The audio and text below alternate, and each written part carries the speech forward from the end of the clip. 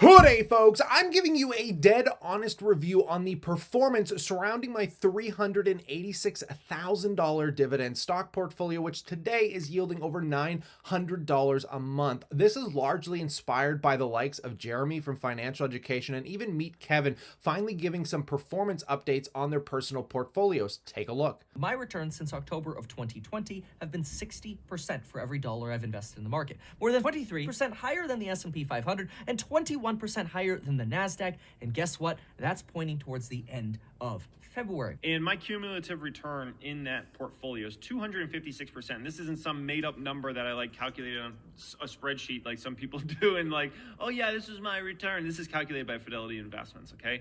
S&P 500 over the last 3 years has gone up 65%. Now, just for fun, we're also going to compare this performance to the ARK Innovation ETF, which kind of went public around the same time I started investing. Since inception is up 220%. We're also going to be comparing it to the basic indices when we're talking S&P 500 index, the NASDAQ, which has been like the largest performer of any indice right now, and then even the S&P TSX, just to give a little bit of Canadian perspective. And then we'll take the broad view perspective and talk about the portfolio itself. If that is a conversation you can appreciate, in return, I simply ask that you hit that like button, folks. So let's get right into this, starting off with my longest standing account, my basic managed account here, guys, which started in September of 2014. And just take a look because we have all the benchmarks, which are the dotted lines from the NASDAQ, which since my inception is up 200%, the S&P is up 118%, and the S&P TSX is up 35%. This account is up 412% and is currently hitting all-time highs in the worst period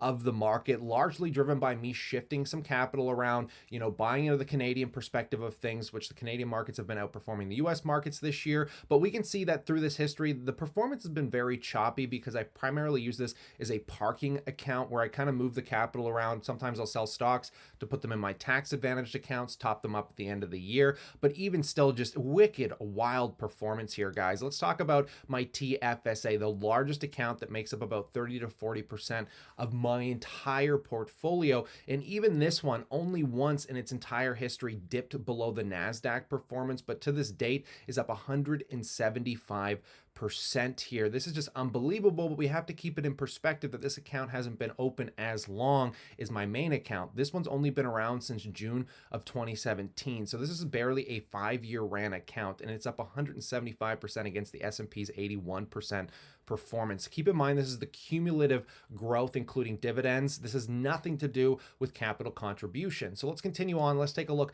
at the RRSP. This account, largely driven by Tesla, but my God, I only started this account in August of 2019. I recently obviously sold Tesla, shifted it into some more consumer staple-based companies, but still up 246%. Against the S&P, that's only up 46%. And just keep this in mind, you can see that the NASDAQ's up 68% in the same time period. So the performance in the time crunch, this account is by far doing the absolute best, which is just staggering to me. So let's talk about my corporate account. And this account, guys, I don't really justify the gains in here because I shifted a lot of money over from a basic account that I had with RBC before starting this. But even still, obviously the metrics look a little different. It's not as clean as Scotiabank's performance metrics for me, but we can see the blue line represents the corporate account, which right now is underperforming basically the S&P TSX and just slightly underperforming the NASDAQ, but still outperforming, or it's outperforming the NASDAQ, slightly underperforming the S&P 500 here. But when we went through those big up gains, things looked pretty juicy, right? But this account, basically, because it only started last May, you can kind of see that it tracks the performance of the general indices a little better. But when the markets do well, because I'm so concentrated, we went through this really up performance where we were crushing it for a short period of time. So keep in mind, this is probably one of my smallest accounts still as I'm building it up, but it still makes up about 20%, 25%. So this is probably by far my worst performing account. But if we were to accumulate all of that together, I couldn't exactly tell you the direct performance, but I know I've been compounding at an annualized rate of somewhere around 30%.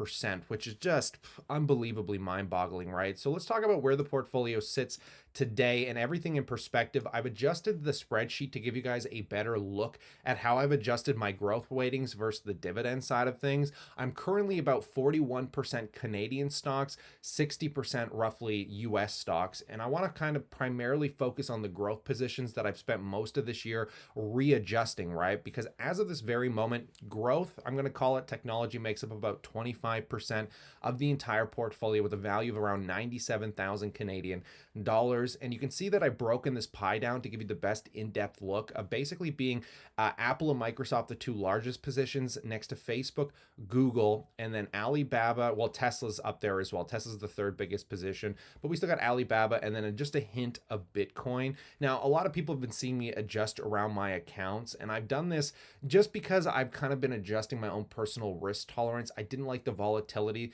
that I was experiencing after Facebook took a wicked dip, so I was able to sell off some Apple, some Microsoft in the earlier of this year, and I did bode pretty well because those companies are still trading lower than where I sold them at. A lot of that got repositioned into Alibaba, which is luckily trading much higher than my average buy price of $94 a share. So all in all, this portfolio has just generally been crushing it. I do not expect the same kind of performance moving forward. As in my live stream yesterday, some of you called me an old-styled investor now because I'm looking for basically the longevity and preservation of my capital at this scale rather than this aggressive growth that I was taking on with more aggressive plays. Now, I'm still expecting to hopefully get somewhere between a 10 and 20% return in growth out of these stocks over the coming years. And with the dividend side of the portfolio, I don't really care if the stocks grow at all. I'm just primarily focused on the yield where I'm making over $11,000 because the idea is if you can make $10,000 off growth and another $10,000 off dividends, that's $20,000 a year in capital growth. And obviously using those dividends to reinvest will compound at an accelerated rate. The only companies I'm really looking at adding to this portfolio sometime in the near term when I get a little bit more cash is going to be focused on the consumer stapled companies, whether we're talking McDonald's, Procter & Gamble. I'm looking for more of these yield compounding growth companies because in 5 to 10 years, it's likely that they can grow those dividends by 50 to 100%, definitely increasing the idea of trying to get to financial independence as quickly as possible within my life because I'm trying to get there sometime in my mid 30s, and we use these growth positions to help take advantage of that because my basic strategy, guys, is finding really strategic growth plays, and as they excel, you scale them down and then you start building out a portfolio of foundational companies. I mean, that's why I sold Tesla, MindMed, Canopy. I don't hold any of these positions if they skyrocket into the long term because they're better served obviously paying me a check. Cash flow is the end all be all, in my opinion, of most portfolios, right? Because eventually you're going to have to sell Alibaba. You can't hold on to a company like that forever. So I do it the same way Kevin O'Leary does it. You make it a specific weighting, and if it gets too large of a weighting, like let's use RioCan as an example, even though this is a dividend stock that I love, if that weighting gets much larger than it is, I will just out of basic, my basic rules here, sell it. There's no emotion involved. So you just sell it, scale it back down to about 5%, and then reshift that capital into another position to basically continue diversifying and removing the volatility from the general portfolio. But that is where we sit coming into the end of March here, folks. Full performance review. And this is, again, these numbers come from my banks. I cannot bullshit those numbers. So it's fun to see that, just some random dude with no financial experience and has probably not done half the research, a multi-billion-dollar team has done like Cathie Wood, and the ARK Innovation ETF can still outperform those kind of people. So I think this is very inspirational. I hope you enjoyed it. Let me know what you think in the comments, but stay cool, stay awesome, and as always, I look forward to catching you in the next one.